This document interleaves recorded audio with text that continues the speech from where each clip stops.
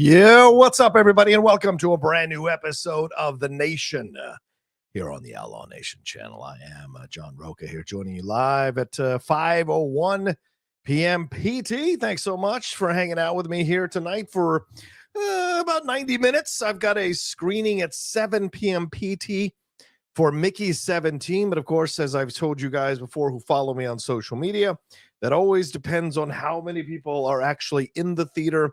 If it gets to be too crowded, too full, then I'm going to probably turn around and come on home and watch it on Thursday or Friday when it comes out here where I live in San Diego. So that's kind of the plan for tonight. I've been doing reactions to Daredevil Born Again all day today. I'll be finishing out the season tomorrow. I got all 9 episodes that were sent to me over the weekend from Disney there. So I'm going to definitely be dropping my reaction episodes as the series goes along. We'll also be reviewing them on the Geek Buddies. Wednesday is when we'll be meeting up the Geek Buddies to review I think they're dropping the first 2 episodes tomorrow. So ahead of that, we'll be doing that on Wednesday. Of course, we'll probably talk about it more on the hot mic. I don't think there'll be a Jedi Way this week because we did one last week. But unless some big Star Wars news drops, we'll see. But just kind of kicking it around right now. But it was a hell of a weekend this past weekend, and not only the Daredevil Born Again screeners, but also obviously the WWE Elimination Chamber with the John Cena heel turn and the Oscars. So we're going to be covering all of that in the first hour of the show, and then if there's any Streamlabs or Super Chats, we'll answer those there in the back half an hour of the show. If you want to send in love and support for the channel, for the show that we do here for the Nation, for me going live every night, please make sure you do that there on the Streamlabs address, which is right there. Also, you can send in Super Chats as well. I thought I had a better version that didn't have that gap in there. Give me just a second. Sometimes you got to do a little bit of work on the fly here when you're your own creator and your own editor, your own artist, your own graphics maker. You've got to do a little work on the fly here. I thought I had squared that away, but maybe not. Let me see if I've got what I need to do there. Or is it a matter of the fact that it's just not going to be able to let me do it without a gap, which is what's so weird about this. I just feel like there is a gap. But let's try it out. Let's see if that looks better, because I get super OCD about there being gaps in between stuff. When it comes to my graphics. So let me see if I can make the switch on the fly real quick and see if we remove that gap up there. That is right above my head here. Let's see. Share, download, transparent background. And let's see what we get here. And if I can make that move, and then I can be a little bit happier and not go crazy with my OCD self. You get a window into me and how I look at things and how I do things in my brain. So for better or worse, there we go. All right, gap is gone. All right, I'm much happier now with that situation. That was a little weird for me seeing that. If you guys can catch the difference between that and what I had before with that little gap there. What the hell's going on? Oh, there we go. Okay. That was the Oscars one last night. So that's the one, but this is better. Oh, I see what happened. Okay. So sometimes you got to make the adjustments on the fly. Sorry, guys. There we go. That's more like it. That's the Nation. And then that can go up there as well. And then come on down a little bit. There we go. Okay. All right. That should be fine. Let's try that out and see if that looks better. All right. Anyway, I hope you guys are doing well. Hope you guys had a good weekend. Hope you had some fun hanging out with your friends, family, or yourself. Hope you got to do some things that you really want to do. Maybe you saw the Oscars. Maybe you saw the WWE event. Maybe some of you are even critics who got a chance to see the Daredevil Born Again stuff. And certainly there have been a lot of reactions going around from a lot of people who enjoyed the first 2 episodes. So let's get into my reactions. And as a reminder, Streamlabs Super Chats are open. Thanks so much for I Am Savvy Mike 96 TV. He says, Roke, I love you, brother. But you are so wrong about John Cena turning heel. Best decision they made all year. As a John Cena fan, I love it. Yes, as a John Cena fan, Of course you'd love it. He'd fart in a wind tunnel and you'd love it. He'd fart in an elevator and you'd love it. I look at it from a much more historical point of view, an outside point of view, and I'll have my thoughts on it in a little bit. But first, I wanted to thank you, I Am Savvy Mike, and please make sure to send in your Streamlabs and Super Chats if you feel like it. But I got 100 of you hanging out with me live. Thank you so much. So right off the bat, here's my reaction to the first 2 episodes of Daredevil Born Again. Everybody else is putting up their reaction. So this is my quick reaction. I'm not going to get into a review because we can't do reviews until tomorrow, I think 6 p.m. PT. So I will have a much more fuller review tomorrow night. But I will do probably a full season non-spoiler review tomorrow night, as I will probably have watched all 9 of the episodes by then. But here's what I'll say. The first episode is, so I will say this, the first 2 episodes. Okay, so overall, the first 2 episodes, did I like them? Yes, they work. Yes, they're good. I think the acting here, it's great to see Charlie Cox back. Certainly, it feels like he is sliding on an old shoe. D'Onofrio is fantastic in this. Also enjoy the old characters they bring back.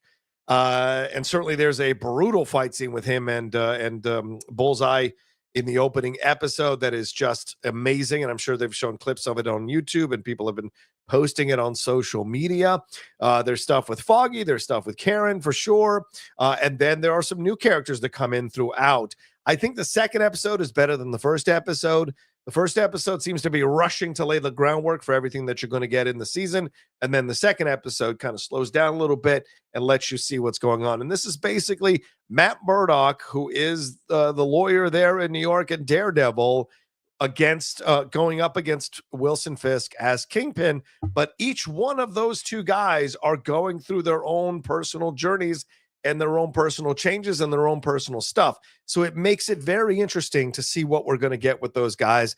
And then that coffee scene that you've seen in the trailer, it is a great scene there, the coffee shop. It is reminiscent of the Heat scene between De Niro and Pacino. Now, I'm not saying it's on that level, obviously, from the Heat movie that Michael Mann directed, but certainly there's some really a great dialogue there, and the back and forth works so well. There are some surprises.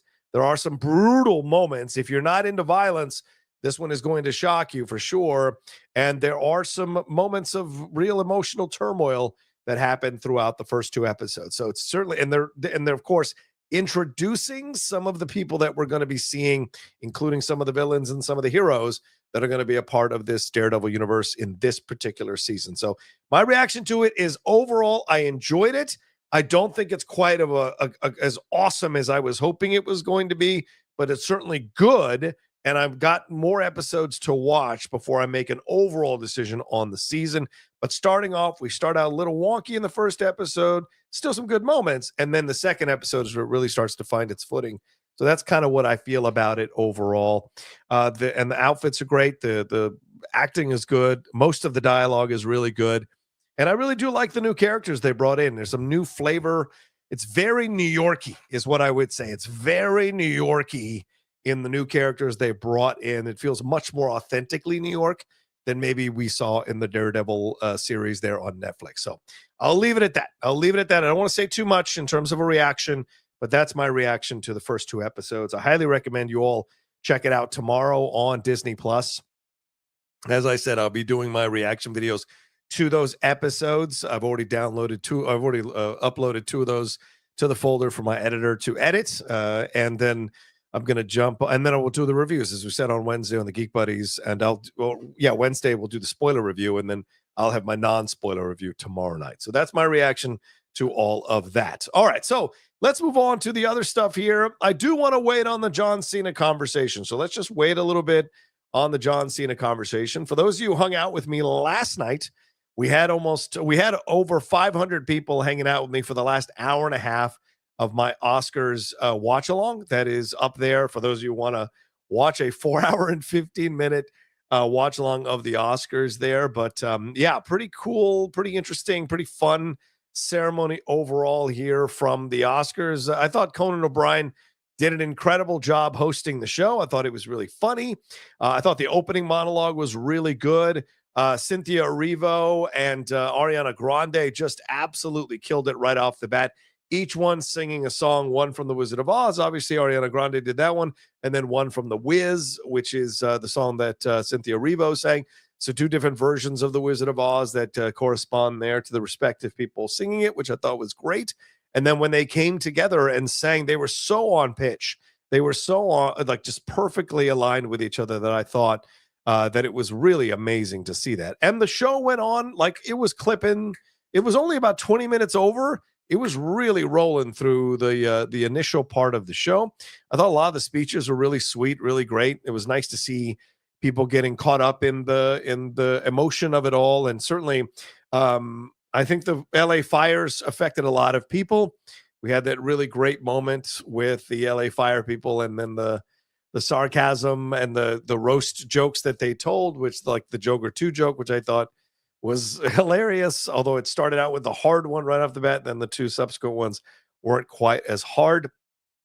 I liked the James Bond montage, 7 minutes. I don't know why people had an issue with it. I think maybe some people didn't like the singing, or some people didn't like the singers, but I did, and I thought that was great, and it's good. It was good to see that be a part of the show, and I really enjoyed most of the speeches. I mean, I thought a lot of people delivered some fantastic speeches.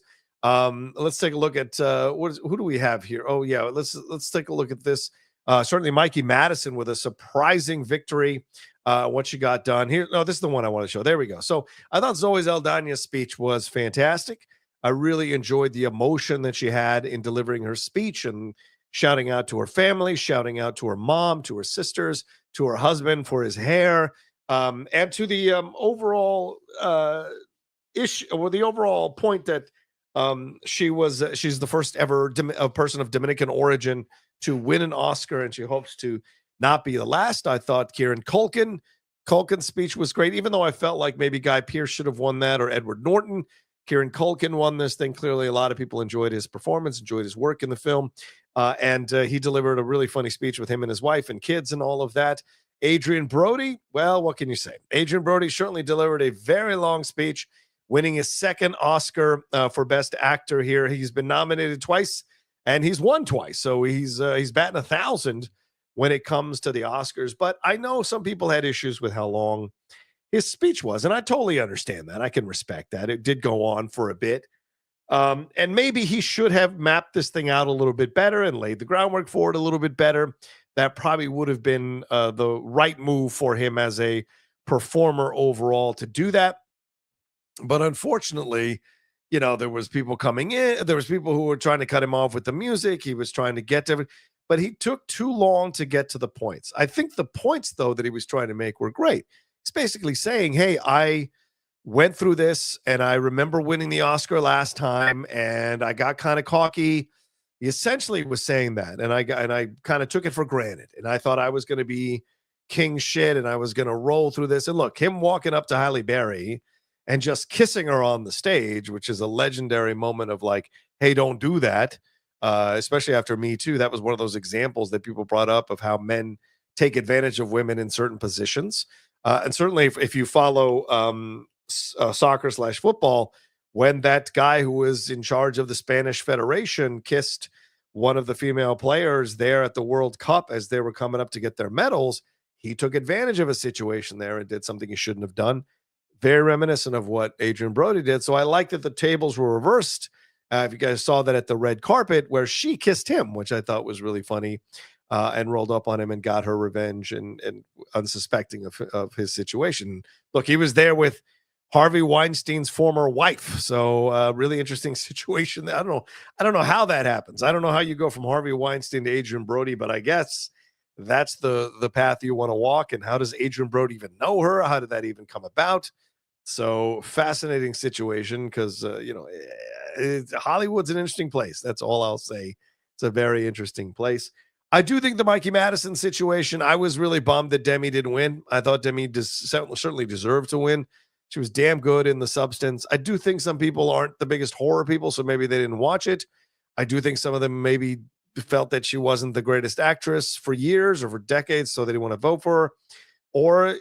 And maybe also the fact that Margaret Qualley did half of the work there in the film. So maybe those things kind of went against her. in the end. I didn't think Margaret Qualley acquitted herself that well in the James Bond thing. The thing is, I know we may like people, and it's obviously it's great to like people, like artists, like creatives. It's so also good, but you also have to be honest. And when they step into a situation that they're not really trained to do, which that dance looks really weird and wonky and not really that exciting, then you got to go, okay, you know what? They're not really that good at doing that. So there are other as soon as when the professional dancers came in after Margaret Qualley left, you saw the difference, right? It's just like someone who can sing and well enough for the movie versus someone who is actually a damn good singer and what they can bring to the to a musical, right? A movie musical. There's a difference. Someone who can actually sing versus someone who's learning to sing, like what Ewan McGregor in Moulin Rouge, right? Or Renee Zellweger in Chicago. Those are actors who learned to sing and got by with singing in those, but they don't compare to someone who like, Raul Esparza or Kristen Chenoweth, or, these people, or Dina Menzel, natural singers that really can bring power along with acting performances to bear in those in roles, and so you saw that in that situation there. I do think there were some rough spots, certainly with the two people who delivered who won the best song. They went in there and sang. I thought that was a little weird. I do like that the things coming down and each person walking out to give love to their respective nominee from their movie. I thought that was a really cool thing to see. I really enjoyed that. But it was weird with the supporting actors not to have clips, right? I mean, you could have had the person presenting the awards talk positively about the actor and their history, or the actress and their history and their time and their movies and what have you, and then also play clips as they were talking. I thought that would have been the better way to do things, and unfortunately that's not how it went. And then of course it just seemed odd to not have that, and that, I think that affected things when you saw it. I felt bad for the sound people on Dune Part 2 who got cut off. Ironically, the sound people getting cut off when they accepted their awards. That was an interesting situation. I see some people, though, some controversy coming out of the Oscars with the No Other Land win that took home the Oscar for Best documentary feature. Apparently, some people were like, take notice of the people who didn't stand up and clap. And I mean, I don't think that's the energy you need to be having, to be honest with you, when it comes to something like this. I think you just respectfully uh, have them give their speech. It was a Palestinian and Israeli people coming together to make this movie. And so to me, I thought that was an odd situation to have them. Yeah, it was a Palestinian activist, Basil Adra, and the Israeli journalist Yuval Abraham, both of them talking about the injustice needs to stop on both sides. People need to come together and solve the situation. But people trying to turn it into, you need to take notice of the people who didn't stand up. That's that's not the right energy to be having with this kind of stuff. And I will take a little bit of a detour here. Some of the things that make the Oscars like difficult to endure are the people who watch the Oscars and comment on it. It is so frustrating to be on social media, and the same people who make a living reviewing movies or talking about movies or giving their thoughts on movies are the same people who are bashing things that are happening at the ceremony. I can understand something that's really obvious, like a misstep or something like that. That makes sense. But this idea of attacking everything. Oh my God, get Adrian Brody off the stage. Oh my God, those two composers from Emilia Perez, they were singing their songs. They're so terrible. This kind of rhetoric is just so exhausting when you're watching a show.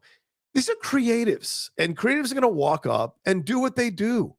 Why can't we create grace a little bit for understanding with these creatives when they walk up there? They may never walk up there again. Look at Diane Warren. She's been nominated 16 times. I don't think she's ever, I think maybe she won once for, didn't she write or win for Don't Want to Miss a Thing for Armageddon? I thought she did. But anyway, she's been nominated so many times and never won. And so you just never know how you're going to react when you win and you go up there. So yeah, his speech was too long, Adrian Brody. Fine. So I saw some people getting upset at how emotional Zoe Saldana got because it was Emilia Perez and it was and her post Oscars comments we can get into in a second, but like this thing of like I get making commentary and it's funny, like observational funny commentary is cool because it's lighthearted. It's not meant to be angry, but some of the reactions were so vitriolic from the people who claim to care about the Oscars and love the Oscars. They brought out their knives and their forks, and then they're the same people going like, how come people don't watch the Oscars? And it's like, well, yeah, maybe you all make it annoying to watch the Oscars because you're bashing everything that happens in the show instead of being more understanding that you don't know how you're going to react when you win. I mean, just like those two, was it Iranian people who won, I think, the best short film, best short documentary film, I think. And they walked up there and it was a mess because they had written down a speech. They just landed a few hours early in America, just gotten their visa the day before.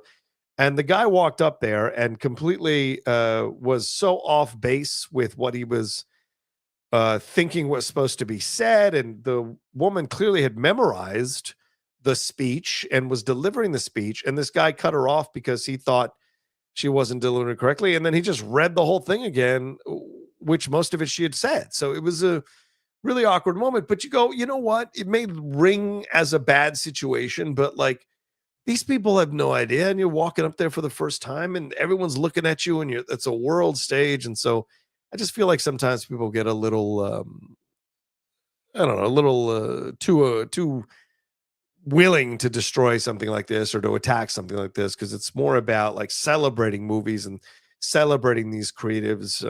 And one of those people who had celebrated last night, Paul Tazewell, who won for costuming for Wicked, the first black male to ever win a costume designer award at the Oscars. I thought that was awesome. I thought that was really sweet, really beautiful. So if we're gonna have these really nice moments, you got to also be okay with some of the more wonky or awkward or just kind of weird moments. There's no need to slide into vitriol and be angry about this kind of stuff. Oh my God, they happen to sing part of their speech. Oh my God, end the world. That kind of stuff gets a little frustrating for sure. I thought the design of the stage was amazing. I thought it was a really beautiful design for the stage. The way they worked everything, the in memoriam with that circle and everybody coming through the in memoriam, I thought was really cool. The Ben Stiller presentation was really funny with the production design going up and down and then climbing over. Bringing out Billy Crystal and Meg Ryan to present the best picture, I thought was really great. But you could tell that they were running behind, and that's the problem when they're running behind, right? Is that these bigger awards, and yes, they are bigger awards, whether you want to be offended by that or not. That's your decision, but they are the bigger awards. They don't get a chance to breathe more, right? And I think that's what's frustrating when they're running over time. So I don't know what the answer is, other than knowing that there's a certain amount of time and then you cut and you move. And people got to know that. So even though we can create grace for you to stumble through a speech, maybe not be able to thank everybody or just keep trying to remember people, you get 2 minutes. After 2 minutes, we got to go, and I think some of the bits, or I think maybe 2 or 3 of the bits were like I'm not going to waste your time bit. I thought that was kind of rushed in my opinion. I don't think it was necessary and it just added to the time. And that's one bit that you could have cut. There were a couple of joke bits that they could have cut. I thought the presenters for the most part did a really nice job, had nice chemistry with each other. I thought June Squibb and Scarlett Johansson stole the night with their chemistry. Andrew Garfield, Goldie Hawn, a little more awkward in their presentation. Selena and Sam seem to be not in the same space. Sam wanting to be a little bit more playful, Selena being a little bit more biting and sarcastic. It is confusing with Selena sometimes because I think she's someone who constantly pushes the mental health stuff and constantly pushes about treating people kindly. But then when she gets to these public events, sometimes she radiates this kind of snarkiness or dismissiveness or coldness. And I think that kind of affects the situation. And so you want a little more warmth when you see that. And Rachel Zegler went a little overboard with the warmth there, trying to come off as like this really happy, joyful person. and trying to sell Snow White with Gal, who looked like she wanted to be anywhere else but there. So that was an interesting situation as well when you looked at it. What else did we say? Oh yeah, oh my God, the cinema streams bit, that was an amazing bit, right? Cinema streams, that was an awesome bit. I mean, just basically saying that we already have a long form content situation going on in the movie theater. And hey, we'll turn on the movie for you and we'll turn it off for you and we'll show it to you full length and it won't be a problem for you. And I thought that was hilarious. I thought that was so funny, the cinema stream stuff. It was genius. And then right at the end, when they're trying to come in and say, this sounds like a movie, and they cut him off. So I thought that was very, very funny in how they handled that. What else was good about this thing? Yeah, the In Memoriam I thought was really well done for the most part. I like the Mozart song. I'm not sure why people were so upset. It's called Requiem. And people are like, oh, it makes you feel sad. But it's Mozart, man. This is classic, awesome music from Mozart. Maybe because I'm a big fan of Amadeus and I'm a big fan of Mozart, I didn't have a problem with Requiem. I thought that was a really powerful and beautiful piece of music to play to respect the people we'd lost. And yes, of course, there were the omissions with Michelle Trachtenberg. Who else was here? David. Oh, no, they got all those. Who else? Yeah, Trachtenberg. Linda Lavin, Martin Mull wasn't mentioned.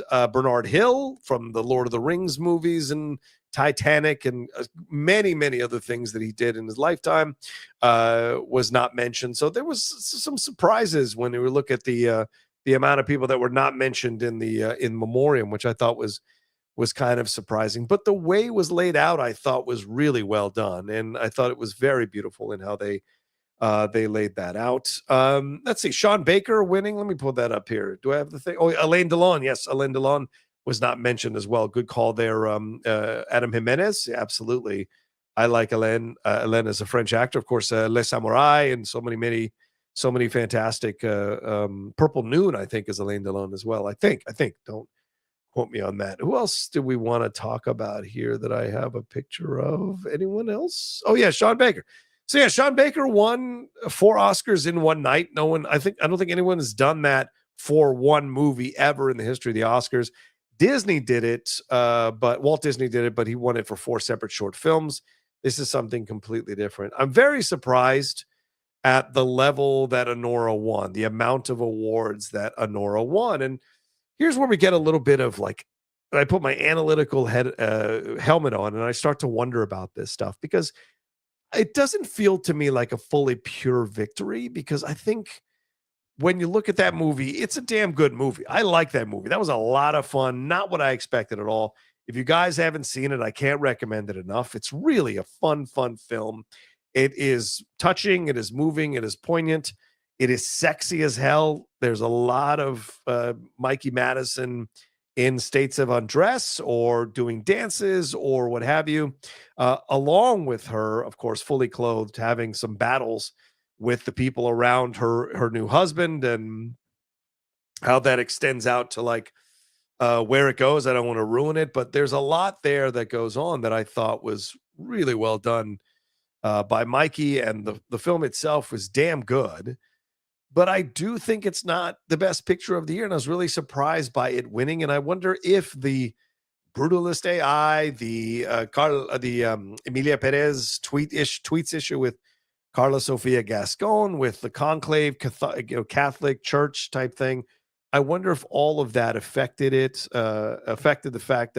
votes, so that Anora won. It doesn't mean that Anora isn't a damn good movie. It is certainly in my top 10 of last year, and it's very well directed, very well acted, well written, and constructed. But I mean, it's a small story, and for me, that didn't quite, when you put it up against something like The Brutalist, which is a really incredible take on immigration, what happens to immigrants in this country. It isn't the touchy, feel-good story that you're used to seeing when it comes to the immigrant story being told in America. It's a much more brutal, honest, and devastating story being told there of the things and of the obstacles and challenges immigrants have when they come to this country. And it's always been that way. You know, you see it in Gangs of New York when immigrants come over, uh, and immediately the immigrant community that was there before thinks the new immigrant community coming over is going to take their job. So this has been happening in that way for decades in this country. And I think the way the Brutalist does an honest assessment of what can happen sometimes as an immigrant family, I thought was great. And maybe it's because, you know, my own experience with being an immigrant, being my parents being immigrants to this country was not always great. There were some there were some really good moments, and there were some people who were very kind to help and very kind to be there for my family, for me, and what have you. But there were also some really some racist people, some hard ass people, some kind of cruel people, some people who stiffed my father when he painted their entire house because of one or two things he didn't get 100% right, which I witnessed. I mean, there was just quite a few things where people would try to cheat my dad out of his money, and sometimes they would say derogatory racist things. I remember that distinctly. So those are the things that you experience in the immigrant experience. It's not always the way it's laid out in movies in the past with this like glossy, nostalgic glow. There are some brutal stories of people who came to this country and succeeded despite some of the horrible things they had to endure in order to achieve it. And certainly he endures a lot of things, both emotionally and physically, in the Brutalist that were shocking for him to endure. But he did it, and came out all in the end, came out and became a known person with his work. So I think that's the situation there when you look at it with that stuff. So for me, Honora, good movie, but I think you have to have questions about all the controversies around all of this. I think I saw that Neon is that only 2 films in the past however many years have won the Palme d'Or and the Best Picture, and that is Parasite and Honora, and both of them were distributed by Neon. So I guess if you've got a film you want to get out there and you want to have a shot at maybe getting yourself an award, maybe you're ringing up Neon today. A lot of these producers or filmmakers are maybe calling them up to be like, hey, I'd like to sell you my movie, or I'd like to make a movie with you. Will you distribute it? Those kinds of things. So you just never know. They might have the magic touch in that way. What else have we got here that happened on these Oscars? Yeah, Zoe's speech. Oh, Flo. I thought Flo winning was great as well. I thought that was a really fantastic award, or a surprising victory. And the award there was so great for them to receive. And I saw that the filmmaker took pictures of himself and his crew. They went to In-N-Out a la Paul Giamatti there to celebrate their Oscar. And by the way, I used to live right there. I could literally walk to that In-N-Out. It would take me like 5 minutes from where I was living at the time. So it's so funny that they're there at that In-N-Out, and I could have, like, if I had still lived there, I could have walked in on Paul Giamatti or them. But I think the commentary that filmmaker made, which I think is really fascinating, if you follow anything that covered the Oscars on social media, he said, I learned to make animated films by myself. I didn't go to film school. I wanted to do an animated film, and for 4 years, I made my first animated movie, short, but I learned how to make animated films. I learned what worked, what didn't work. I taught myself, and I learned through trial and error, and I made this short animated film, and that short animated film allowed me to make Flow. So I thought it was a really great story that you just never know how you can find yourself to the place that you can succeed, and the place where you can achieve the things that you want to achieve as a creative. And you never know what the path is. And sometimes, yeah, you just got to go, you know what? I want to do it. I'm going to do it. I'm not going to be held back by people telling me that's not the way it's done, or there's a better way to do things, or you shouldn't be doing it that way. No, I'm going to go do it. I'm going to learn to do it. And then when it's all over, I'm going to be so good at it. Right. And so you see that with what that ended up with Flow, which I thought was great. Dune Part 2, such a shame. Only two victories for Dune Part 2 in the technical categories, which I was kind of bummed about. I think Dune is the best film of 2024. I was hoping it would win in a surprise or in a shocking upset. I was hoping it would win Best Picture. But once Honora won Editor, that's when I was like, oh boy. And then once it won Best Director, I knew that was it. The Mikey Madison victory could have gone either way. As we saw with The Brutalist and Adrian Brody winning, but I knew as soon as he won Best Director, that thing was over, and so, yeah, and it won it. But I don't think people are going to talk about Honora like they talk about Oppenheimer, like from last year. I think Honora's going to go in the pile with Nomadland, with Moonlight, with maybe even Everything Everywhere All at Once. I mean, when's the last time you got into a conversation with anyone about Everything Everywhere All at Once? These are great films that capture the pop culture zeitgeist and ride it to a victory. It's no different than like in sports. A wild card team gets hot just going into the playoffs. They end up all the way in the World Series because it just happened to be their turn in terms of momentum and what have you. And it seems like that's what happened with Honora, because it looked like The Brutalist or Conclave or Emilia Perez was going to start cleaning up during the entire awards season. And then things got the political campaigning, or the campaigning rather, not the political, but the campaigning for these movies got brutal, and things were being exposed. I mean, Fernando Torres, they went and found Fernando Torres in blackface. Of course, the Emilia Gascon tweets were out there for that Canadian journalist, Sarah Haji, to find. And even Sean Baker, some people have gone through his social media and seen that Sean Baker follows certain right-wing accounts and right-wing websites. And so people went through and found some of that. That did not get loud enough where I thought it could have affected his victory, but people are pointing that out on Twitter, that he follows certain accounts. I wonder if I can find this thing. So that was the thing that I was surprised by. I saw it last night, and that kind of surprised me when you saw this thing. Yeah, it says yeah. Up there, yeah. Someone had a picture of the stuff that he follows, but I couldn't find it. So, but yeah, that's the thing that's interesting. It's like, well, how come that didn't come to the surface? How come people didn't bring that up?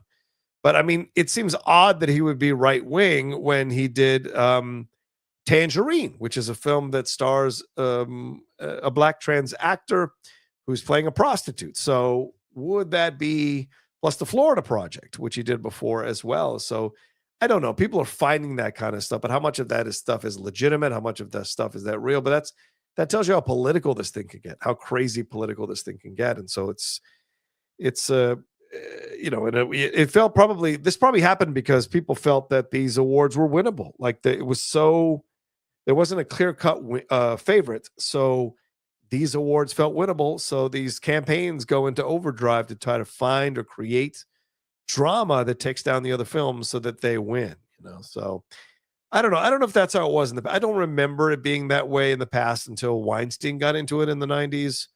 But it also may be because I was a kid or a teenager and didn't pay attention to Oscar campaigning and the brutal stuff that can happen on something like that. So it could just be that in that situation. So yeah, none of his movies seem right wing. Yeah, I know, that's the interesting situation there. So Doug says, I do see people who follow you, John Rocha, and Nerdrotic. Oh yeah, you couldn't find two people who are more distinctly different in their points of views and their approaches to things than me and Nerdrotic. But he's the one on Piers Morgan. I'm the one doing a live show here on my channel. So to each their own. To each success their own. So, to each their own success, rather. So, who knows?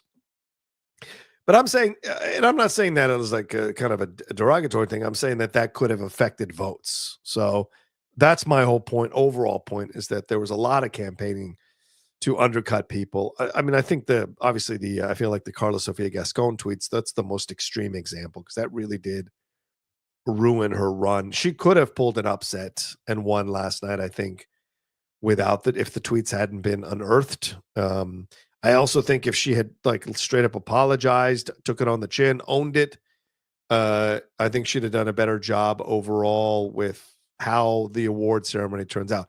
We all make mistakes. We all fuck up. Certainly, we all tweet stuff out or post stuff that maybe isn't fully thought through. And then people point out, hey, you said this, and this is how people are taking it.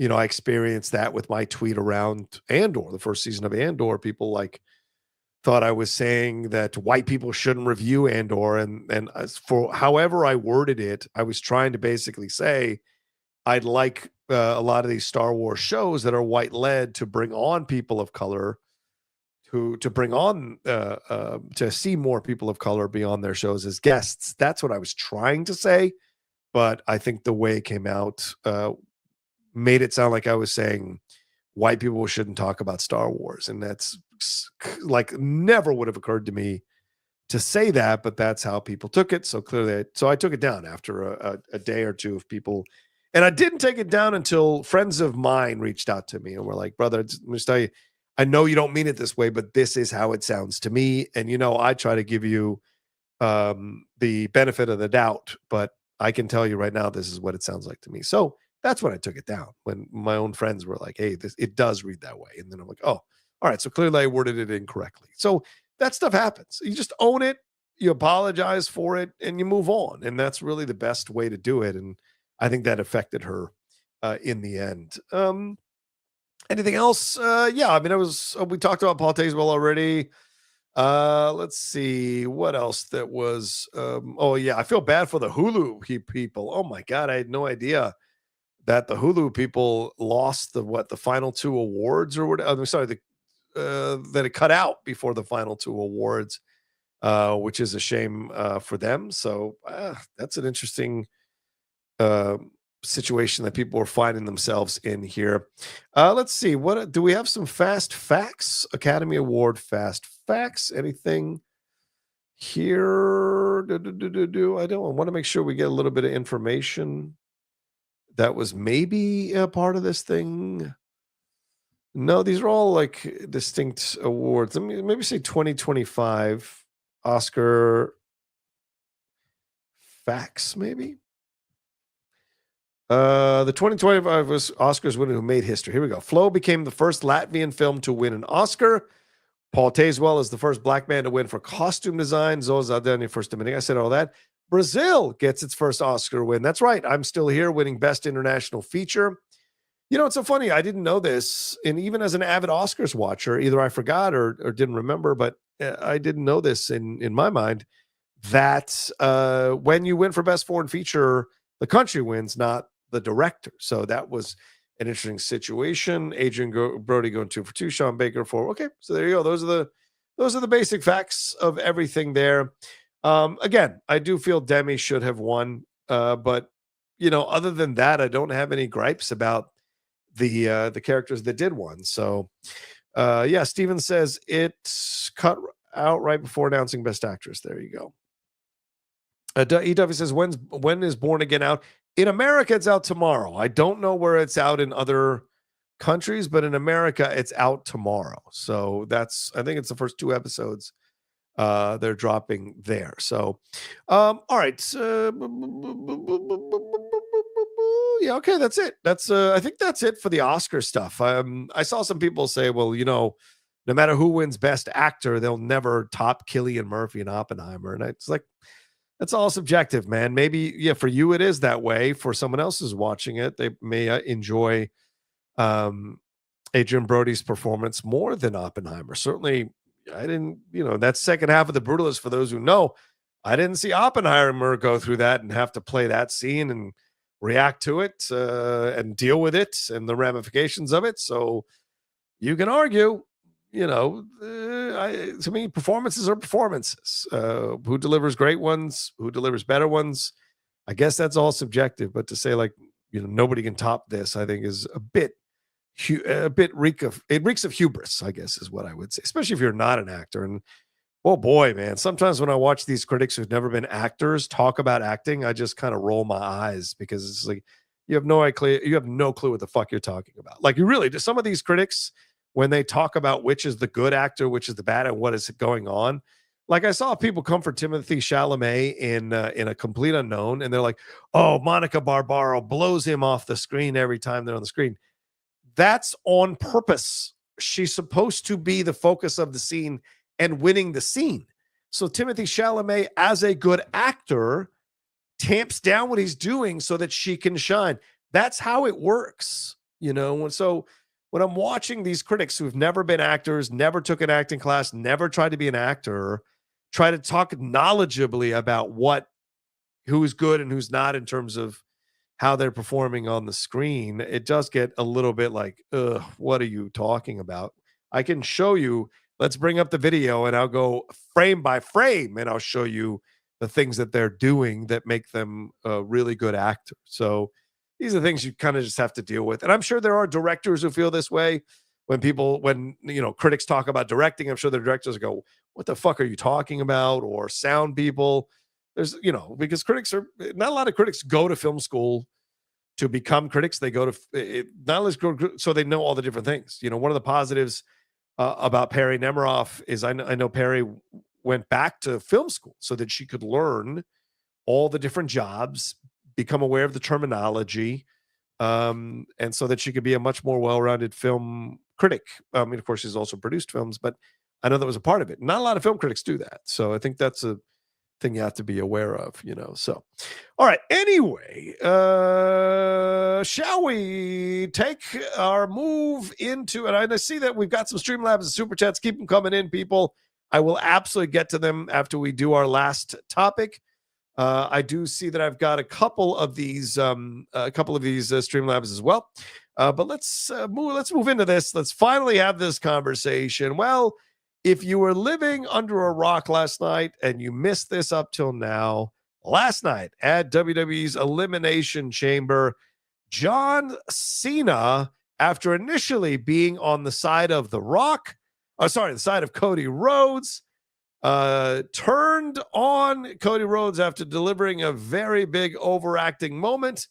And after The Rock mirrored him with an overacting moment himself with that drag his two fingers across his neck, and he turned on Cody Rhodes and destroyed Cody Rhodes and beat him up with The Rock's help. But he wasn't alone. Also, Travis Scott was a part of this. Travis Scott, of all people. And he actually, I don't know if you guys have seen the video, but he actually delivered an actual punch to John Cena, which was really surprising to see. And clearly that guy didn't know what the hell was going on, because that's not something you do. Wrestling is fake. So to me, that kind of reeked of the kind of, for lack of a better term, shit show that this was. Let me bring it up. You guys can watch Travis Scott. If you guys haven't seen this thing where Travis Scott delivers the punch right there, look at that. I mean, what is he doing? What is he doing? That's a legitimate punch.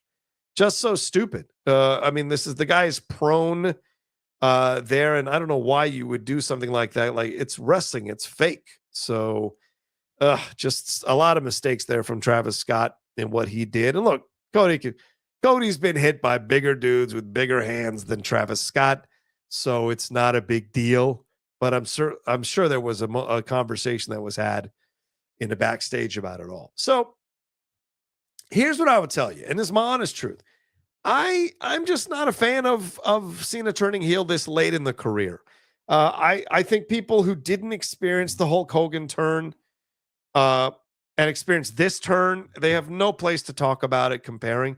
You have to have lived through both to compare both and to decide which is bigger than the other. I really think no one who hasn't lived through the Hogan heel turn has any credibility in comparing the two. No one.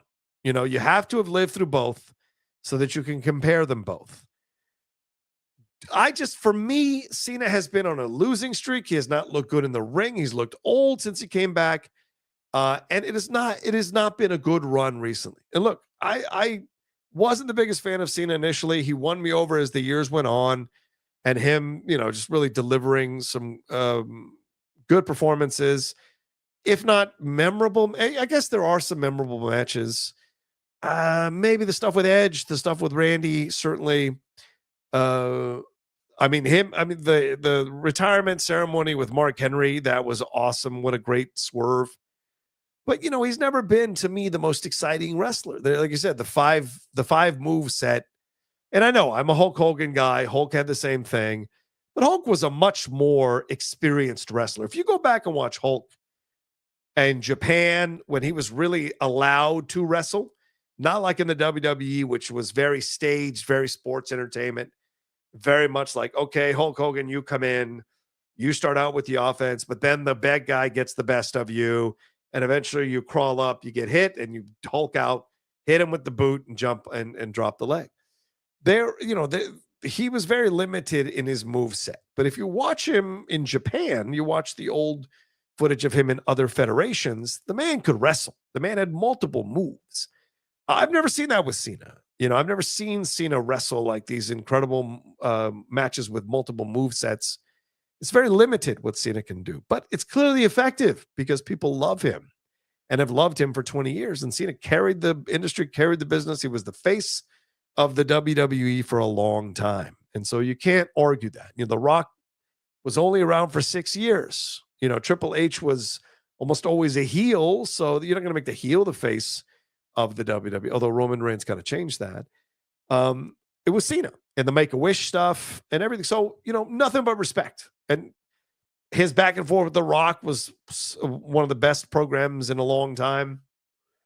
But he's been terrible since he came back in this most recent iteration. So this wasn't like Hogan at the top, who had just won the belt a few months ago and surrendered it. And he was still in fantastic shape. It could still go. There wasn't enough of that. So when you watch him here, I was just kind of shocked that they made the turn now, 20 years later. But clearly, I'm in the minority, y'all. A lot of people loved it. I mean, millions upon millions of people watched this thing and watched the event and watched the moment. And certainly a lot of people are saying that I'm in the minority. But quite a few people liked my tweets about it that when I didn't like it. And so I don't think I'm the only one who feels this way. And I don't know what the story is. Is the story going to be something really lame? Like, you know what? I couldn't get it done anymore. So I joined the heel faction. Is he jealous of the fact that these guys aren't giving him his due? I don't think he's on Raw tonight. I think he's supposed to not be on Raw until the 17th, which is 2 weeks from now. So which sucks. I don't know why you don't go on Raw right after this turn, but whatever. It is what it is. Bringing in Travis Scott was super lame. It feels to me like the WWE is trying to play on both sides of the fence. Like they want to appeal to the red state people, but they also want to play for the culture. And I think you guys know what I mean when I say the culture. And they're bringing Travis Scott in essence is trying to appeal to the culture. And look, I know The Rock is half black, and so obviously it's there. He's black, and so that's cool. But we saw with Logan Paul, KSI, was Cherry, who else? Bad Bunny. There's clearly a push from the WWE to intertwine themselves and enwrap themselves with the pop culture mainstream. And although Drake was there and did nothing with the WWE at the event, Travis Scott was the person they brought in to try to be cool, to try to be of the moment, so to speak. But it feels to me like that dude on the MAGA side of things with Roseanne Barr doing raps. That's what it feels like to me. This feels like they're borrowing from the culture, but still being white led and red state led. And that, I don't like it. I just don't like that energy. I don't like the vibe. And I really hate that The Rock is at the center of it because, I mean, I have loved The Rock for years. I don't know what decades. Well, maybe decades. But yeah, a couple of decades at least. I've loved maybe 3, I guess, if we go back to the 90s. So, but I loved The Rock for years, man. And so to me, to see him being part of this, it's frustrating. But it's business. It's business. And they're making money. And now everyone's talking about WrestleMania. So, but I do want to say this. Just because you can make money doesn't mean it's the good thing to do. Do you know what I'm saying? And so to me, that's where I have the divide. I don't think the path they're walking is the path that I'm enjoying. Michael Cole said this the other day. What did Michael Cole say? Michael put this. Hold on. I tweeted this to the guys. Aaron and Chris and I have been talking about this. And yeah, Cole said that's why Netflix wanted us. Netflix understands that we're a storytelling entity first. We're not professional wrestling anymore. We haven't been for many years. We're an entertainment product. I think that's a bullshit lie. I think that's a narrative you say out in public so that people put you in a certain box, especially young people that's who they're really trying to go after now is young people. And they want it from multiple backgrounds, multiple places in the world. And this idea that they're not professional wrestling, this is nonsense. Like, the storylines are always great, but it's the product in the ring that has to be amazing. And people are still judged by the product in the ring. You know, if they weren't, you should bring back, what's her name? The redhead from NXT that could never wrestle, and people still wanted to elevate her, even though she couldn't do it. God, what was her name? I forget her name. But if you that's the thing. And if you start to sacrifice the product for storylines and what have you, I think you're going to lose the fans. And pop culture people, the casuals, they will leave so much more quickly than the hardcore fans will. And so to say stuff like that, what's not about wrestling, has been about wrestling for years, I think it's nonsense, because I can point to you I bet every year there's like 25 amazing WWE matches because of the wrestling. And yes, because of the storylines leading into the fights. CM Punk versus Drew McIntyre in Hell in a Cell, that was all about the wrestling and the storyline aspects of it all, like the bracelet and what have you. All of that was amazing. So to me, to separate the wrestling, to make it seem like, oh, we don't do that anymore, is utter nonsense, because the product doesn't work unless people enjoy the event. You know what I'm saying? That's like saying, well, we're the NFL, but we don't care about football games anymore. We haven't really been about football. It's about the drama around Aaron Rodgers. It's about the drama about Deebo Samuel with the 49ers, or Max Crosby, or one of the players for the Raiders that tied in, doing the Trump dance. That's what we're all about. That's our storytelling. Whether the product on the field is good or not, we haven't really given a shit about that in years. That is nonsense. Just utter nonsense. You are still judged by what you do in that ring. And so for me, this is where I get like, look, and I'm reserving judgment. This is just my initial reaction.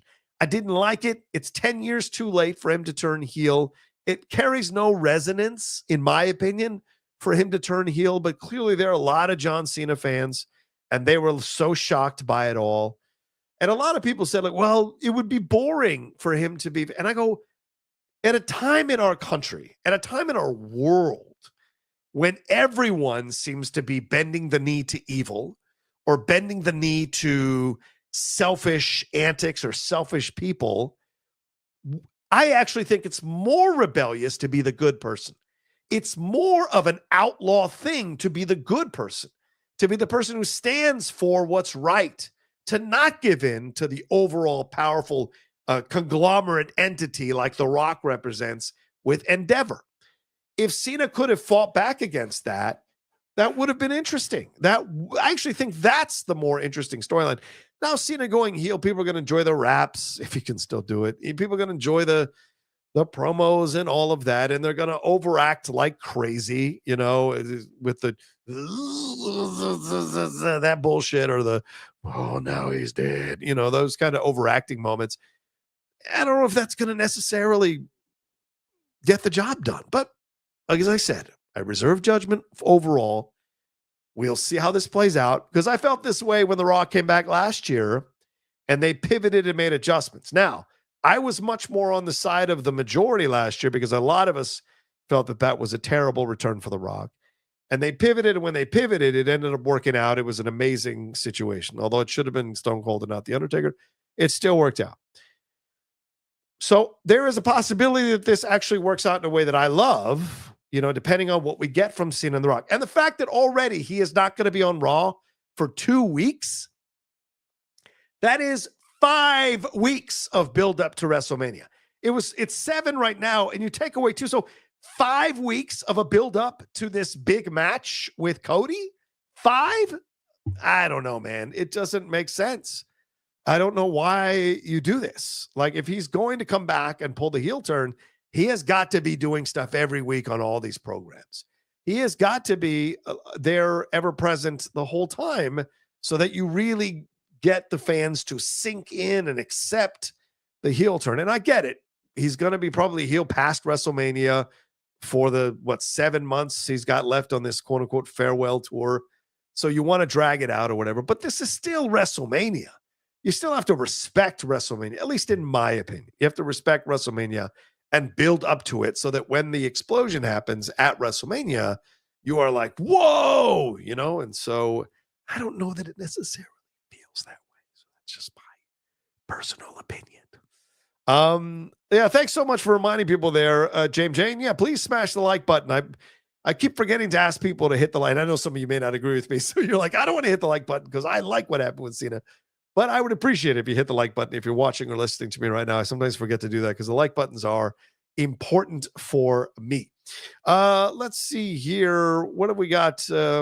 Hey, they're talking about the Cena angle on ESPN. Of course they are. They're all intertwined. ESPN is not separate from WWE. WWE has gone on ESPN for years over the last few years to do bits, to do interviews. I mean, I think Becky Lynch was on Ariel Helwani's show. So like you've seen, when he was on ESPN. So you it's not a surprise. They're all big companies helping each other out in this situation here. Dodgers Twitter brought up that they were heartbroken about Cena. The news is getting, of course, and this is exactly what Endeavor and the WWE wanted to do, and The Rock and Triple H and everybody involved there. So look, I get it. I am out here with just a few of us in the minority saying we didn't like it. I know the big guys are like, well, look at all the money we're making. I guess I always go back to this great line from Citizen Kane. Bernstein says this in Citizen Kane, if it's, what does he say? Bernstein says, it's not, God, what is it? It's something like, it's not a lot if you just want to make a lot of money. Let me see here. Let's see if I've got the quote. What does Bernstein say in the quote? It's no trick to make a lot of money if all you want to do is to, here we go. Well, it's no trick to make a lot of money if all you want to do is to make a lot of money. And that's the difference, right? And that's what I see here. It's no trick to make a lot. There's clearly going to make money with this. There's just been no buildup, no hype. And someone was like, that is the buildup. The fact that he's been losing the matches and the fact that he can't do it anymore, that's the buildup. Where? Who said that? No one's been saying that. Not even the announcers have been saying that. So you've got to build up the hype somewhere. Okay, if it's not Cena saying it, someone's got to say it, right? Someone's got to put it out in the ether so it affects Cena. And why, when Cena was submitting Punk, why did Cena say, I'm sorry? Why did he say it? He said it loudly. I'm sorry. So is he making the heel turn? Is he not making the heel turn? Why would he say, I'm sorry when he's taking a cheap victory from Punk? Is this to fool the people who still thought he was a good person? And the other part of the setup, I think, is the issue too for me. I know some of you guys don't believe me, but the setup here, I think, is an interesting situation because with Hulk Hogan, when he walked out at Bash of the Beach, no one knew whose side he was on until Bobby opened his mouth. No one. And so this was going to be the surprise. Is he coming out to help? Everyone thought he was coming out to help Randy Savage and Sting. But instead, he was coming out to help the outsiders. And that was a shock. That was massive when that happened, right? In this situation, what happens if Cody just goes, you know what? You're right, Rock. I give you my soul. What happens with Cena? Does he still turn heel? Does he not turn heel? Like, that's the thing that's frustrating about it all. And I think the Seth Rollins turn on the Shield, for me, was more devastating and shocking than the John Cena turn. I get historically the John Cena turn, you could argue, is more shocking because of the Make-A-Wish and the years that he was the good guy and constantly resisted turning heel. But clearly, as he said in his own interview, I think with Chris Van Vliet, in 2012, they had plans for him to turn heel. So this had been something that they had considered and thought about, right? With Seth, that was the three together. No one saw Seth turning on the Shield. No one. And I think for those of us who are wrestling heads, that heel turn carries more weight and resonance. He turned on his best friends. And arguably, the Shield never really got back its mojo, even when they all got back together, because of that turn. But that established Seth Rollins as a singles primetime player, basically. And so to me, I thought that turn carried much more weight. People made memes and GIFs, and people used it when LeBron turned on the Cavaliers to go with the Heat. Like, people used it for so many things. So that carried over into pop culture much more than people are trying to have you believe nowadays with a revisionist history. That carried over everywhere, that turn by Seth Rollins on the Shield. So, that's my opinion. But look, again, you guys are more than welcome to enjoy it. I totally respect the fact that I'm not telling you all to not enjoy that turn. I'm not telling you all to. Some people were saying, Steve Rocha, you just don't accept anybody else's opinion. And I never said you can't feel that way. I don't get it. Some people are really dumb sometimes. You're like, I'm expressing my opinion. It is a different opinion than yours, but it does not mean that your opinion isn't valid or that I don't want you to feel your opinion. I've never once said you all should stop believing the way you believe like me. That doesn't make sense. I like a healthy debate, and I like people to stick by their points of views unless something comes along to change their minds, because I'm that way. I know what I believe. I know what I feel. But if an argument is put forward and that makes sense, then I'm always open to changing my opinion or adjusting my point of view on something. So anyway, Claire says they're talking about Cena on because he's bigger than Seth Rollins, John Cena. You know why? Seth Rollins isn't in movies. If Seth Rollins was in movies, it would be just as big of a turn at the time as Cena's. But Seth's not in movies. So that's the difference. John Cena's hosting game shows. John Cena's in big movies. John Cena's in fucking Fast and Furious. He's in Peacemakers in DC. Seth Rollins ain't doing any of that. Seth Rollins got his part cut from Captain America. So I think for the wrestling heads is what I'm saying. The Seth Rollins turn was bigger. For the pop culture overall, clearly the Cena turn is bigger. That's the way it is. All right. Yes. Rollins could have been in a movie. You're right. That's right. Uncanny Suit. All right. Let's hit some of these Streamlabs super hits because I got to wrap up the show here. And as I'm getting close to wrapping up, please remember to subscribe to the channel down below. Hit that bell button. Leave your comments about everything as well that I'm talking about here. I'm heading off to Mickey 17 here in a few minutes. Already read that one. Thank you. Samo says thoughts on anti-woke backlash to Honora winning and folks calling it porn.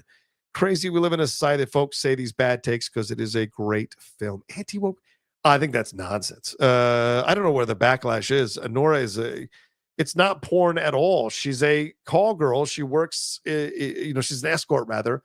She works as a dancer at a strip club, and she goes on and tries to find love with this guy. And look, she calls this guy out on the carpet. This isn't a woman who allows herself to be manipulated or pushed around throughout the whole movie. She is very clear about who she is and what she feels she deserves. So there's nothing, I think, negative about her portrayal at all. And it's not porn. I mean, if you think it's porn, you're a moron.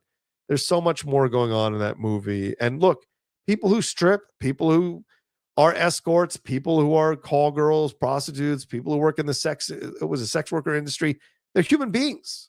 They have emotions. They have lives. They have value in their own lives. And certainly more women are taking control of their paths in those industries than ever before. They're directing their own porns. They're writing and producing their own pornography because they want to do and be in control of their stuff. And women who are escorts are much more in control than stuff. So it's just like, it's a different situation. So anyway, all right. Cowboys fan 92, what's up, brother? Says, hi, John. I hope your day was good. It was good and busy. I loved the whole show and the speeches. I think they were all elegantly well done and written. I get why people are upset about Demi Moore, but Mikey's acting was so intense. You're right. I mean, honestly, go back and watch Honora.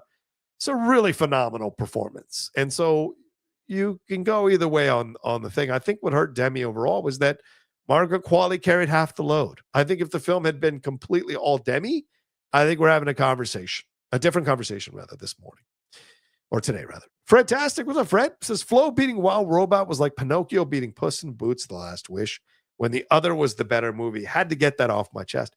Fred, Ah, man. Fred, you and I, we don't always agree on things, brother. I have to tell you, I think Pinocchio was better than Puss in Boots: The Last Wish. I liked Puss in Boots. That was a fun film. I liked the first one, really enjoyed the second one. But like Guillermo del Toro's Pinocchio, that's a fucking masterpiece, man. Like there's a Criterion collection of Pinocchio, which I own, the Guillermo del Toro one.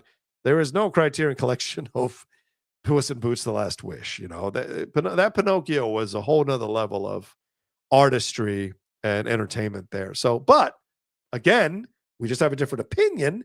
I'm not trying to make you believe what I believe. If you like Puss in Boots: The Last Wish, then more power to you. No disrespect. Dennis, what's up, Dennis? Favorite performances you thought should have won an Oscar but weren't even nominated? Ooh, okay. I like that question. Hold on. Great performances that were never nominated. I love that. I love that. Great performances that were never nominated for an Oscar. Let's see here. 9 memorable movie performances according to People. Toni Collette in Hereditary. Yes, absolutely. Madonna and Evita. Fuck no. Tom Cruise and Top Gun Maverick. Yes, Tom Cruise and Top Gun Maverick I thought should have been nominated. Lupita Nyong'o in Us. Maybe. Lady Gaga in House of Gucci. I thought she deserved to get nominated for that. I watched an hour of that the other night on Pluto TV, and I thought she was great in that movie. Michelle Pfeiffer in Batman Returns. I don't know. I mean, I kind of have a feeling that was never going to be nominated. Okay, so here's other ones. Wait. Was that? Is this true? Are these the? Well, I think I don't trust IMDb sometimes. IMDb sometimes is okay. So 20 great Oscar nominations, 20 great performances snubbed by the Academy. Here we go. This is according to The Guardian. Mark Ruffalo, and You Can Count on Me. Oh, absolutely. He was fantastic in that. Dolly DeLeon in Triangle of Sadness. I never saw that. I know it's on Hulu, but a lot of people felt that she should have been nominated. Jake Gyllenhaal, Nightcrawler. Hell yeah. That was a great performance. Absolutely should have been nominated. Emily Blunt, Devil Wears Prada. She was great in that. See if there's any. Oh, David Oyelowo for Selma as Martin Luther King. Yeah, Martin Luther King Jr. Absolutely. I don't know how he wasn't nominated for that. He was so good. Let's see. Oh, yeah, a lot of people feel like Jennifer Lopez. I didn't say. Oh, Gene Hackman for Royal Tenenbaums. How was he not nominated? Or Ray Fiennes for Grand Budapest Hotel. Both delivering fantastic performances in those Wes Anderson movies. Both of them should have been nominated for their performances. Amy Adams in Arrival. Oh, my God. Absolutely. That is still mind-blowing. What the fuck did Denis Villeneuve do to the Academy? I would love to know what Denis Villeneuve did to the Academy, because they do not respect his movies. They just fucking do not respect his movies. It is so frustrating. So frustrating. Arrival, Blade Runner 2049, Dune Part 1 and Part 2. These are films that should have won Oscars for Best Pictures, and it's crazy. And of course, by extension, Amy Adams as well should have won.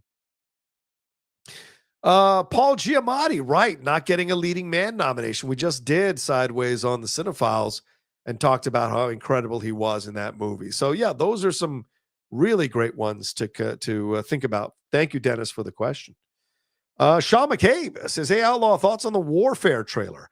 I saw is there a new one? Because the most recent one I saw was a few months ago, which is very similar to Civil War. So yeah, I'm on board, brother. That, that kind of stuff speaks my language. So yeah, I'm 1,000% in on that. I hope it's good. It's coming up real soon. So I don't know if I'm going to do a screening before it comes out, but I hope I do, because I really want to see that one, man. Yeah. If there's a new one, I got to take a look at it and find it. Cowboys fan back again. 92 says, I do feel bad for the cast of Wicked, though, still. Also, as a creative myself, I agree that is in the Oscars need to give winners more time to speak. Yeah, exactly. You got to let people nervous. People are overwhelmed. Billions of people are watching. You're in an auditorium filled with some incredibly talented people. And yes, there is at times imposter syndrome. There's also at times feeling like you are not as good as these people. And how the hell are you here? So you've got to let people compose themselves and deliver their speeches. And so giving 2 minutes, I think, is more than fair. Doug Developer, what's up, Doug? He says, thoughts on Hopkins beating Chadwick Boseman. That was the ultimate emotional narrative letdown. But to be fair, Hopkins did deliver a better performance, in my opinion. Yeah, I have to agree. I think Anthony did deliver a better performance, but not by much. And That's the thing about the Oscars, man. They will let you down every time. Don't ever think you're going to get some happy ending. It doesn't mean that sometimes people don't get happy endings. They do.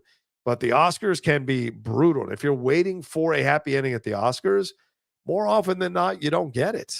Mickey Rourke, Sylvester Stallone, Demi Moore, countless others that look like they were odds-on favorites or sympathetic favorites to win don't win. There you go. Anthony Hopkins over. I mean, they thought Chadwick was going to win so bad that they moved that category to be the last category, which they never did at the Oscars.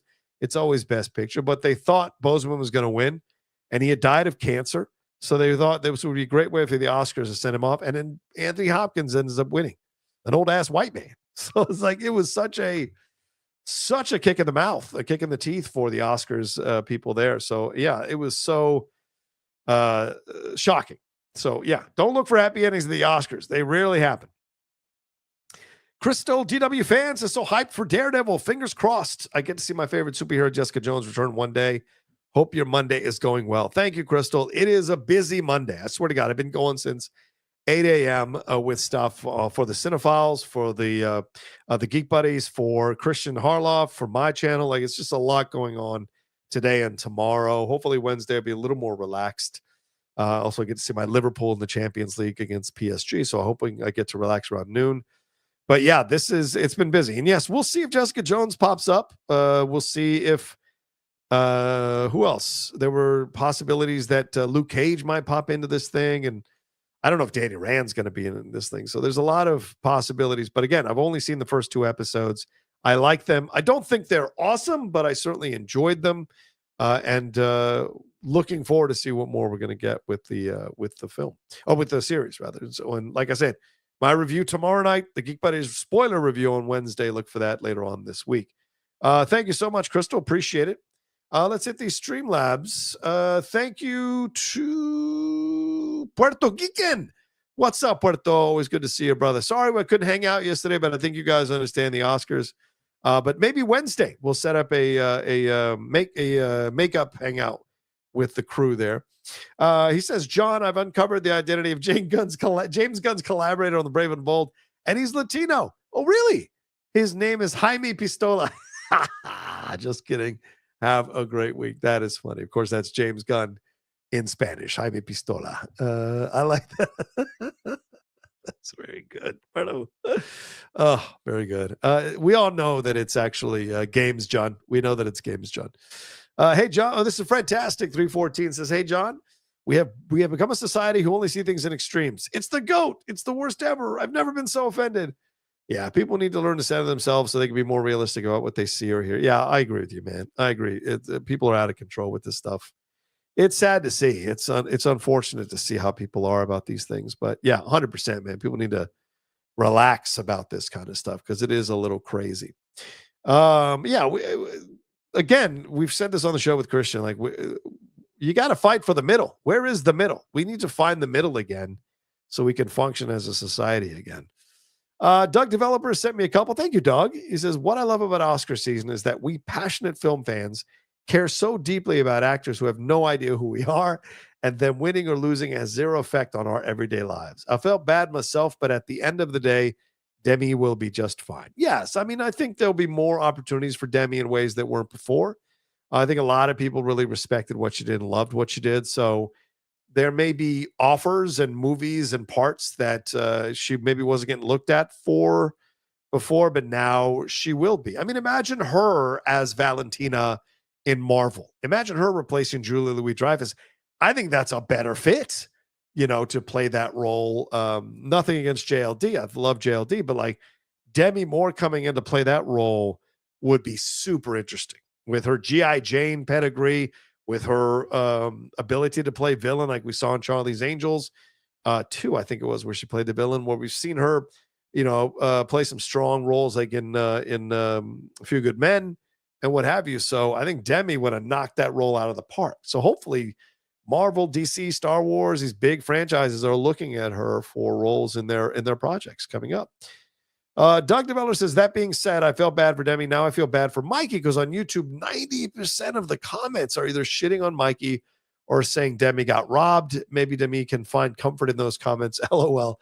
fans definitely have her back. Yeah, I guess she could if she was looking on social media. I mean, if she's even remotely smart, she's not on social media at all to see this stuff, because you don't want to be caught up in all of the hype and all of the madness of that. You just want to kind of do the thing that you can do, and control what you can control. And she can't control the vote. She can't control if people like her or don't like her. And so I think there's an element of that she needs to be aware of, and hopefully she is. And look, Bruce is struggling with his health stuff, and I know they're not married anymore, but certainly she cares about him. I think she's part of the team that takes care of him. So I'm sure there are bigger, more important things, but I'm sure, it would have been great to bring that Oscar home. That being said, people love her, man, and people are back in love with her again. So hopefully this opens the door to more things for her down the road as an actress. We will see. And I'm sad for Mikey. Yeah, I mean, Mikey shouldn't be getting bashed by people and personally attacked, for God's sakes. Leave her alone. She's a young actress, up and coming. I mean, she didn't twist people's arms she didn't blackmail people to win the award. She won the award. We're just too angry, man. Look, and I know it's ironic that I'm saying this, but I like to tell people that I'm criticizing from a place of wanting to fix things. I'm not criticizing from a place of just wanting to rage and howl at the moon. I like to think I'm criticizing from a place I want to with suggestions to make things better. And I think that's the difference. There are people who want to just criticize and rage at the moon. That solves nothing. That pollutes the airwaves and pollutes life. You got to be from a place of like, okay, why doesn't it work for you? What would you do to fix it? Always. If you're gonna say something's bad, you got to always follow it up with, well, what would you do to fix it? And that, I think, is very important when you're dealing with this kind of stuff. So, all right, Fred, one last Streamlabs or super chat here, and then I gotta take off. Fred Tastic 314 says, after Brody's speech, I wanted everyone after him to say, thanks, Adrian, for taking all the time. Now I have to hurry up. Yeah, that would have been funny. Nobody made any comments or cracks about that, and I think Adrian would have been able to be a good sport about it. But yeah, somebody should have absolutely come after him for that speech. That would have been very, very funny. So good stuff there. Thank you, Fred. I appreciate it. Overall, all right, thanks everybody for hanging out with me tonight. Sorry we couldn't go longer. Usually I like to go like 2 hours on these live shows, but I'm trying to get into the rhythm of doing these live shows. Tonight we have to cut it short because I have to get to a screening for Mickey 17. I will have an out of theater reaction after the film tonight. That is if I stay. Again, if I stay. I don't know if I'm going to stay. If it's a lot of people, if I'm in a shitty seat, if I'm around shitty, disrespectful people, I'm not going to fucking stay, and I'm going to come home. And I'm sorry, I'll give you an out of theater reaction when I go see it on Thursday. But that's the plan tonight. So the theater's about 10 minutes away. So I'm going to take off and see if I can get me a good seat. You guys are the best. I love you madly. Thanks for hanging out with me. Remember, tomorrow we will have my non-spoiler review of Daredevil, and then our spoiler review on Wednesday. We're also going to break down the Oscars with the three of us on the Geek Buddies. The Hot Mic coming up on Thursday. So, a lot of content coming through here on the channel, reactions, reviews, and what have you. And I might drop a special video I made when I went to do the floating, what do you call it? The sensory deprivation tank, which I thought was really awesome. I recorded a bunch of video. I have to edit it and put it together, and I'll hopefully have it out by tomorrow sometime. Maybe I'll put it up on YouTube too. Maybe I'll just put it up on social media. But yeah, it was a really interesting experience for sure. So I will let you guys, I will clue you guys into that. As for me, at The Rocha Says, Twitter, Instagram, and TikTok. For those of you who want to support me on the Patreon, patreon.com/John Rocha. I really want to get those numbers up. We are kind of low right now in numbers because I was kind of, for the last 2 years, I wasn't as dialed in, but I really want to get those numbers up by doing more and more stuff. So please follow me.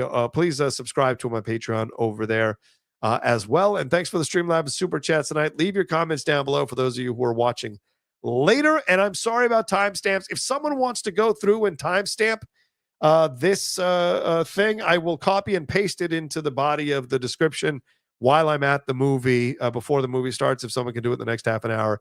If not, no big deal. I will put it up. I will timestamp it when I get home. But thanks to everybody who watched it. Watched me tonight. I love you madly.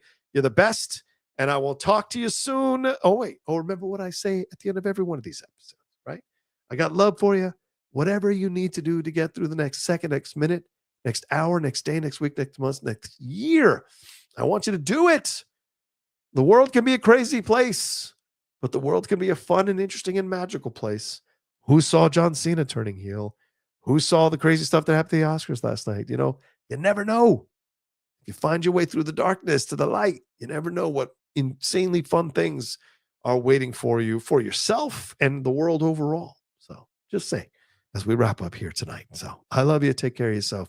And I'll talk to you soon here on The Nation with me, John Rocha. Peace. Until then, bye-bye, guys.